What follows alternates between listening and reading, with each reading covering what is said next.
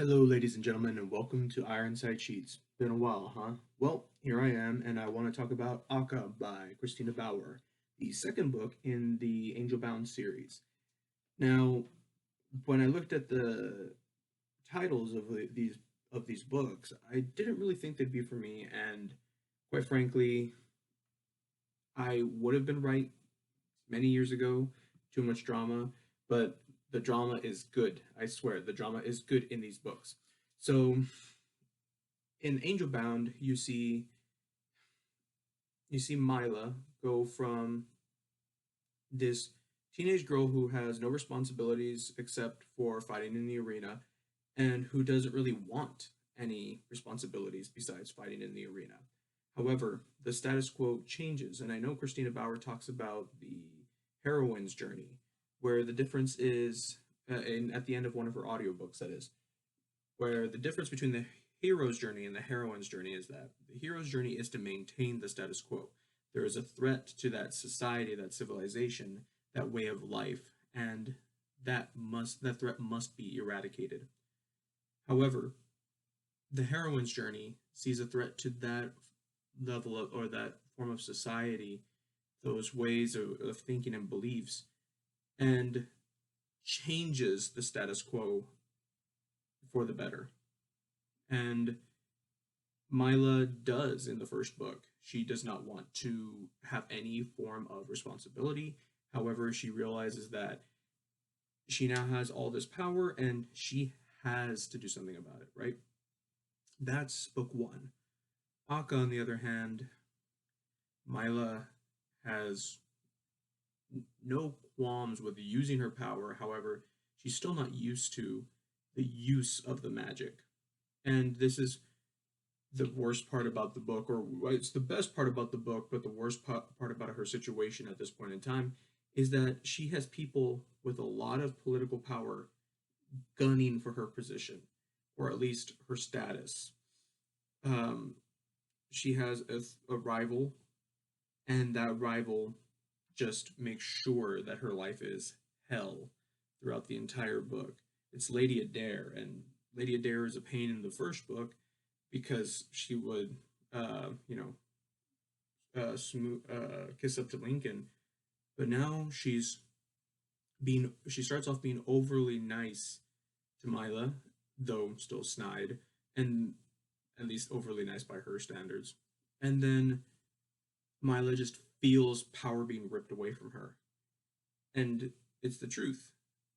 Adair is taking her Igni, taking away the power, the entity that makes her the great Scala that allows her to move souls to heaven or hell. In the middle of trying to solve a problem where there are too many souls in purgatory and they can't be transported to the innocent souls can't be transported to heaven because Lucifer, another antagonist in this series, has a little artifact hidden away in purgatory, and or someone has placed it in purgatory, and in doing so, they have it prevents souls from being transported to heaven, and it was placed there because Armageddon, the king of hell, wants more souls in hell, and souls don't need to be transported in this universe. Don't need to. The demons don't need to eat souls in order to survive. It's more like a high to them. And so you have Mila who's trying to solve this problem. She's trying to figure out how do I solve the problem of getting or of removing Lucifer's artifact and getting souls to heaven, at least the innocent ones, and only the evil souls to hell, while she's being antagonized by Lady Adair and her father and a whole bunch of the Thrax, and it's just problem after problem after problem, and yet she still manages to come on top.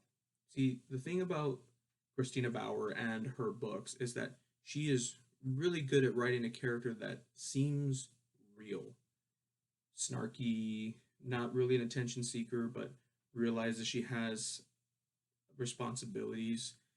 She's in love. She has a person she has people she wants to protect. She has a person she just wants to be with all the time.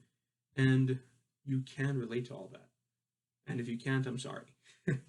But in truth, that's a big part of the the Angelbound series is Christina Bauer's ability to write a situation that we could never fathom, but with a character that is very realistic, very relatable,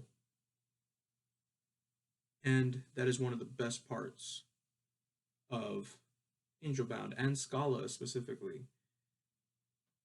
You have Mila is just put in between a rock and a hard place, and she still manages to come out on top. She struggles, she needs people's help, she can't do everything by herself, and she knows it. And she knows that the longer the situation goes on, the worse it gets. And then she has to make a hard decision on top of all of it.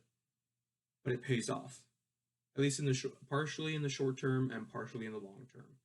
And there are consequences to all her actions. The thing about the Angelbound series is that it's not a series of events that are all in a vacuum. I think only one does that. And even then, it still ties into the whole story. Especially the first 3, 4 books are all just interconnected. Every decision that is made before impacts every decision that is made later on. And that is one of the greatest things about Scala and the Angelbound series as a whole. Now, I hope you enjoyed this review. It was more off the cuff, but I do have a written version of this review, of a review for Scala on my website, which you can find in the link down below, in the description down below. Have a great day, everyone. I hope you enjoyed this video. No promises on when the next one comes out, but there will be a next one. Have a great day.